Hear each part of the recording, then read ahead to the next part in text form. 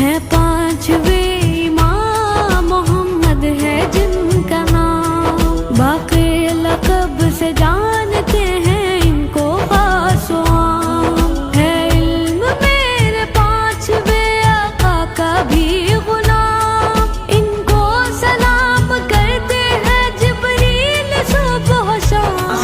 اور محبوب خدا صلی اللہ علیہ وآلہ وسلم علم کے حصول پر زور دیتے ہیں۔ وجہ تخلیق کائنات صلی اللہ علیہ وآلہ وسلم کی مشہور دعا ہے کہ اے رب میرے علم میں اضافہ کر۔ فی زمانہ بھی ترقی کی اہم ترین سیڑھی علم ہے، اور آج دنیا بھر میں باقر العلوم یعنی علم پھیلانے والے حضرت امام محمد باقر علیہ السلام کا جشن ولادت باسعادت منایا جا رہا ہے۔ آپ حضرت امام حسین علیہ السلام کے پوتے اور حضرت امام علی زین العابدین علیہ السلام کے نور چشم تھے۔ آپ یکم رجب المرجب سن 57 ہجری میں دنیا میں تشریف لائے۔ آپ نے 19 برس تک کار امامت انجام دیا۔ واقع کربلا کے وقت آپ کا سن 4 برس تھا۔ آپ نے اپنے والد اور اہل بیت کی مخدرات عصمت و طہارت کے ساتھ قید سخت کی صعوبتیں برداشت کی۔ قید سے رہائی کے بعد آپ نے 35 برس اپنے پدر بزرگوار کے سایہ عطفت میں گزارے، اور 95 ہجری میں ان کی شہادت کے بعد کار امامت انجام دینے لگے۔ آپ نے علم و حکمت اور درس و تدریس کا سلسلہ شروع کیا، جو آپ کے فرزند امام جعفر صادق علیہ السلام کے زمانے میں اپنے عروج کو پہنچا۔